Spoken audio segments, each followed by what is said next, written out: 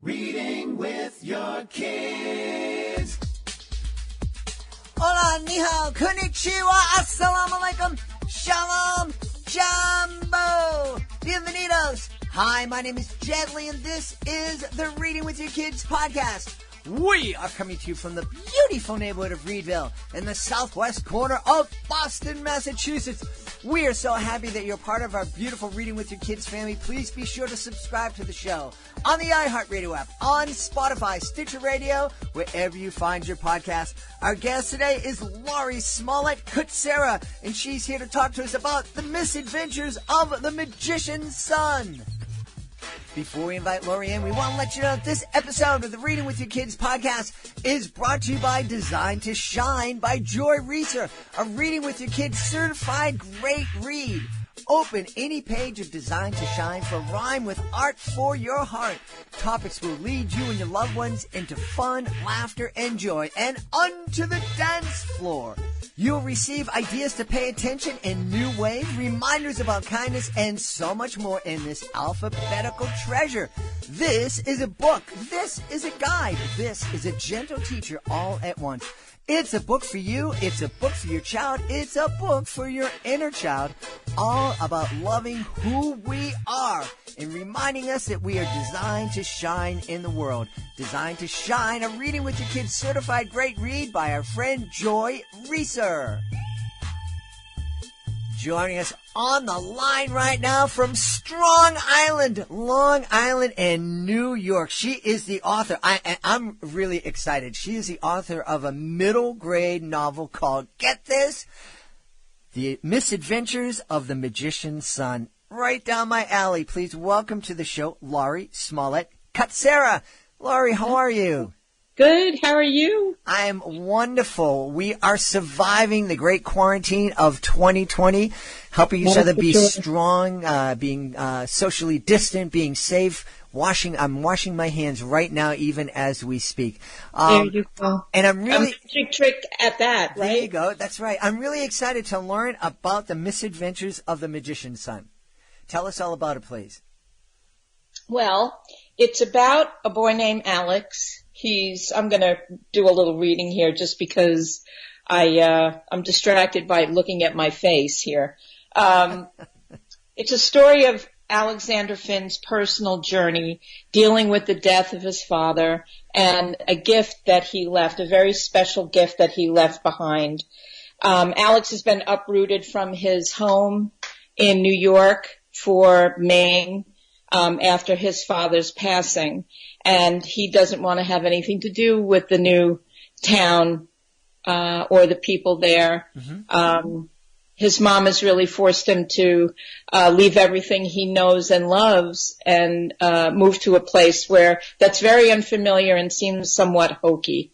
The only thing that he is really waiting for is his father's desk. And once it arrives, he discovers a very unusual deck of cards inside. They're animated, and they're there to guide Alex through this very difficult time. It's the Hart family that it kind of befriends him. The king, the queen, and Jack of Hearts, and then Joker. So those are the other characters are there, but these are the main card characters that, try to help him through this very difficult time. And unfortunately, they complicate things for him. And he ends up on this, adventure, that, they all kind of have to work as a team to figure out how to get out of. His father, Alex's father, was an amazing magician and had taught Alex many tricks. So Alex is a wonderful magician himself for his 12 years, Mm-hmm. And there was one magic trick that he wanted his father to teach him, and his father just never had the time. He was so busy working on this major event that he put everything into, and he promised to teach it to him, but he died before he had a chance. So it ends up that Alex in order to work through the adventure. I don't want to give it away, but he has to learn this trick in order to resolve some of the issues. So This is, I don't know, you want me to tell you more? No, this is a neat story. I love the idea of a special deck of cards, because I don't think I'm giving anything away. There's lots of special decks of cards out there in the world that we in the magic business use. And what a great idea. To have this animated deck of cards and to have the King, Queen, Jack, and Joker of Hearts be part of the story. Where did that inspiration come from? I was sitting in the movie theater watching the beginning credits of Casino Royale, and these huge playing cards popped up on the screen. I wasn't thinking about writing anything, but I took a look at the screen, and I loved the graphics. I've always loved playing cards and how you can design them and make them look. As an artist, I've always appreciated the work that went into them. Mm-hmm. But I was really taken by the king and the queen up on the screen, and the next day I had this idea to write a story about them. So I actually started writing a story about the king and queen and how he did not want to work in a casino hall anymore, and he wanted a better life for his family, and that he wanted to do bar mitzvahs and magic shows and things like that, and he wanted to find another family, another place to live. But I soon realized that wasn't working for the story, and I had to come up with a main character. And so I switched things around and had Alex be the MC, and it's his story, and that his father has left them his best friends, mm-hmm. basically. So that's how I came up with the story, and I started writing, and I started drawing, and I wrote, and I illustrated, and I wrote, and I kept building this story. I had no idea where it was going to go. I've been diagnosed as a pantser. This is very important to know. Do you know what a pantser is? I have no idea. I'm almost afraid to ask. A pantser is someone that sits down at the computer and starts writing and sees where the story takes them. Okay. They sit on the seat of their pants and write. And that's what I did. I did not write an outline. I was never an outliner in school. I still owe a couple of papers in college. I don't tell anybody. Had I known I could sit down at a computer and start writing in Word, I'd probably get all my credits back for all those anthropology papers I still owe. So I sat down and I started writing, and every morning I'd get up and put like 2 or 3 hours in, and I'd sit down and go, okay, where's it going today? And it was like I was being channeled. It was a very strange, exciting experience. Well, that is, magic in itself. It really is. And I'm always fascinated, not only hearing about inspiration, but also, as an artist myself and as a performer, being in the middle of that when the ideas are coming to you, and you literally don't know where they're going to take you. One of the most wonderful memories I had, my daughter was performing with me when she was in 3rd grade, and she was quite good in being up on stage, but we had this one show that was special. We were performing for college kids and not the younger kids that would typically perform for, and we just went out, and I was up on stage, and I just started riffing and improvising, and to the point where my daughter just kind of gave me a stage whisper and said, where are we going with this? And I said, I'm not really sure, love. Just kind of follow along and, trust me. I'm trusting the spirit here. And we did, and it was a wonderful time. And half the stuff I forgot. I'm sitting down with her, and we're trying to figure out what we did and what worked and didn't work. And that was really fun too. But isn't it thrilling when the ideas are coming to you, and you feel almost as if your fingers, as you're running over the keyboard, are in somebody else's control? That's exactly how it felt. It sounded like your daughter had her first improv class right in front of an audience, which is great. That's one way to learn. Well, yeah, she didn't dig it so much. Yeah, that's the thing. If you can just, I really didn't know how to describe this to people. I didn't know many writers when I first started writing the book, and I've met so many since. And then that's when I found out my diagnosis. I'm like, oh, there's a name for what I did. That's, great to know. I'm always fascinated by how that kind of works. And then, I'd sit with the magician that I had in my life who helped me understand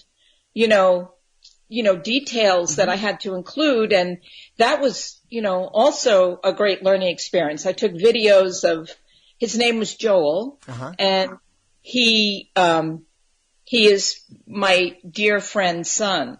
And he had been practicing magic tricks since he was 4 years old. And so when I started writing the book, he was, I think, around 14 or 15. And I just spent hours with him. He showed me all kinds of tricks. He showed me how, he taught me so much about magic and how his fingers worked and how he practiced and when he practiced and the reactions that he got from people. That was a real learning experience, It is a different, it's different from all the other performing arts because, excuse me, if you're a ballet dancer, if you're an acrobat, if you're a juggler, if you're a singer, if you're a musician, you want everybody to see all the hours of practice. You practice so hard, and then you go on stage and you show everybody what it was that you've practiced. When you're a magician, you work hours and hours and hours, and then you go on stage and you can't let anybody see what you're doing. It's, you're presenting this illusion, and it's it takes a bit to understand. But as you were mentioning, the reaction that people get is really magical, and it makes all those hours of work and practice worthwhile. Absolutely. Children and adults. Yes. Adults freak out when they're watching him and they can't figure out what he's done, and it's like they're kids again, Yes. That is, yes, that's one of the things. And if anybody is out there listening and you work in a middle school or a high school, I run into this sometimes. If I get booked for a middle school or high school, people go, "You're gonna do These are middle school kids. They're high school kids. They're not little babies, and they're not going to get this magic stuff." And I've been in some of the toughest inner city school systems with kids. Literally, I've been in a middle school in a tough inner city where each class was escorted down to the auditorium with a police officer at the front of the line and another officer at the back of the line. This is how the whole school was escorted into the auditorium, and the principal just looked at me and said, "You're dead. There's no way." And I went up and I had the best show ever. You're right. Magic allows kids, adults to re-experience what it's like to be a kid again. Mm-hmm. Yeah, it's really a wonderful gift. I feel so blessed that I've been able to do this. I'm curious what inspired you just to become a writer at this point in your life? I got a really good reaction from a teacher in high school. I wrote a fractured fairy tale, and the teacher loved it, laughed out loud, and that stayed with me, but I never really pursued it in college. I didn't find writing to be my strong point. Art was really something that I could do easily and I was comfortable with. My husband and I have a a yacht for charter that he built, reconstructed out of wood. Wow. So it's a classic yacht, and we started doing charters back in 2000. And we started out doing overnight charters and slowly did more like 3 or 4 hour dinner cruises. That's what we do now. Well, hopefully with this virus going on, I'm not sure what's going on at the moment. We might turn back into an inn. You never know. But we traveled a lot with the vessel and we lived aboard. And so I had a lot of time on my hands. And so we traveled from Martha's Vineyard, Nantucket, all the way down to the Virgin Islands. Wow. And so that intracoastal trip, when we got down to, I think it was Maryland, Virginia, somewhere around there, we got into the intracoastal and took that kind of safe body of water down. I started writing then as a way to like journal and, keep track of what we were doing. And then I ended up writing, getting into memoir. I was reading a lot of it, and I decided that, that was a direction that I wanted to pursue. So I started to do that and took some workshops in memoir, which were really eye-opening on how to write, how to be present, how to write dialogue, how to craft sentences, Words were never my friends. I always felt like I couldn't express myself. And when I started to become friends with words, I felt like I was falling in love with colors like I do when I'm painting. And so I started writing more. I had an idea for a picture book. And then I sat down and started to write this. So the classes I took, they gave me confidence to keep writing. So I started writing, I guess, in 2006, around there. And this book I started writing around 2007, but I only had 2 or 3 months, a year to devote to it because of our business. So it's taken me a little over 11, 12 years, but I guess if I were crunching them all together, it's probably somewhere around 6. What kind of conversations do you think families could have if they chose to co-read this book together? Well, I think the book, yes, is about magic, but it's also about loss. It's also about moving on. It's about opening your heart to finding friends in unexpected places. It's got a lot of depth to it. There's a lot of humor. There's a lot of magic tricks, but there are a lot of heartfelt moments, a lot of memories that Alex has of his father, and trying to navigate his way through this new world without him, is a bit of a challenge. But he has struggles at school. Not everybody is welcoming him. And his reaction is to isolate himself. But he does, so I think families will find a lot of questions to ask and encouragement for people that have to move on. I think we can all relate in some way to having to start over again, whether it's a loss of a parent or a sibling or, having to move unexpectedly or,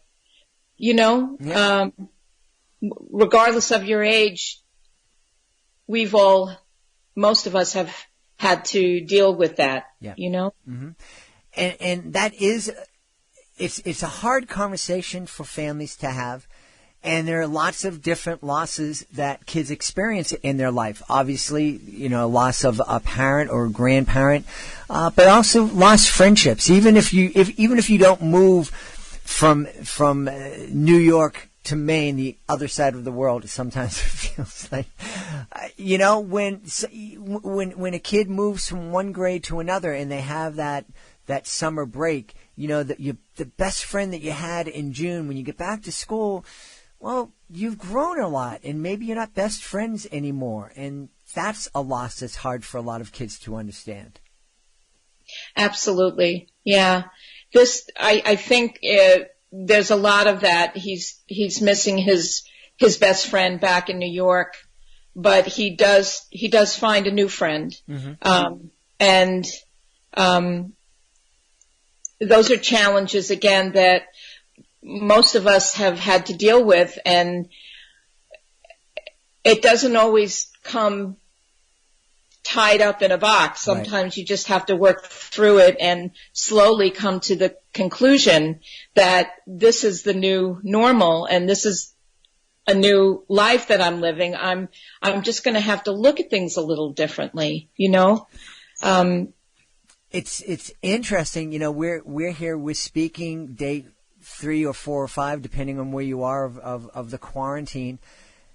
And we're all going to have to look at life differently when we get out on the other side of this. There's a lot of questions that need to be asked. There's a lot of conversations that we need to have as a world, as a government, as cities, but also as families too. And so this just may be a really wonderful book to read at this time as a family. That's a very good point. Yeah, because it's all about change and moving on and just feeling so out of sorts with the new situation and the new environment. That's a very good point. And the wonderful thing, and I don't want you to give away the ending necessarily, but I have a feeling that, with all the changes and with all the challenges, Alex is able to survive. And the eyes go up, so she's not going to give it away, and that's okay. But we are all going to survive this quarantine and the change that it's going to bring. And one of the ways that we're going to be able to survive as a family is spending time together as a family and talking together as a family. And a great way to have conversations is through reading great books like The Misadventures of the Magician's Son. Hey, Laurie, tell everybody where they can find out more about the book and also more about you. Well, you can find out more about the book at bluewhalepress.com. The book is available on Amazon.com and Barnes & Noble. Wait, there's one more place here. Hang on. Booktopia and the Book Depository. Right. And my website is LS as in Sam, K, illustration.com. And I will be posting blogs the next couple of weeks, including a couple of magic tricks by Joel, who was the source of inspiration for the book, along with some other magic tricks that I'm going to be collecting from other magicians awesome. Around. Very good. Very good. Well, we're real excited, and we want to encourage everybody to check out The Misadventures of the Magician's Son, written by Can I hold it up? Well, you can hold it up, but we don't record a video, so I see it. It looks great. Oh, but it's backwards. No, I see it. It looks fantastic. It's backwards. We've been speaking to the author of The Misadventures of the Magician's Son, Laurie Smollet Kutscera. Laurie, thanks so much for being part of the show. It was a pleasure, Jed. Thank you. Please be sure to join us for the next edition of the Reading with Your Kids podcast. Our guest will be Dr. Carol Soloway. She'll be talking to us about her book, The Surprise Circus. Earlier in the show, you heard me talk about Designed to Shine, a Reading with Your Kids certified great read by Joy Reeser. Maybe you ask yourself, what's this certified great read thing? Well, we have a great program. It's called the Reading with Your Kids Certified Great Read Program. If our team of evaluators believes that your book is worthy of 4 or 5 out of 5 stars, it becomes a Reading with Your Kids Certified Great Read. And with that status comes a whole lot of tools that you can use to help promote your book, to help families know that your book is worthy of their consideration. And that's so important, especially right now where authors are unable to do book signings or school visits or readings. So check it out today. Go to our website, readingwithyourkids.com. Click on the Author Services button at the top of the page. You'll find out everything you need to know about the program, and if you have any questions, you can reach out to our author ambassador. That's Peggy Cotto, and you can reach her at peggy@jedlie.com, and Jedlie is spelled Jedlie. Want to thank the folks who made today's show so very wonderful. Of course, we want to thank our guest, Laurie Smollet Kutscera. Be sure to check out the Misadventures of the Magician's Son. Also want to thank my incredible team. Of course, the aforementioned author ambassador, Peggy Cotto. I want to thank my amazing producer, Fatima Khan. I want to thank my beautiful wife for all the support she gives me. I want to thank Augie the dog. He always has my back here in the studio. But most of all, I want to thank you. You are the most important person on our team. You are there with your kids every single day, especially now. And you help to make the world a better place. And you do that with all that love you give to your kid, especially when you read with your kids. I'll be looking for you in the next edition of the Reading with Your Kids podcast.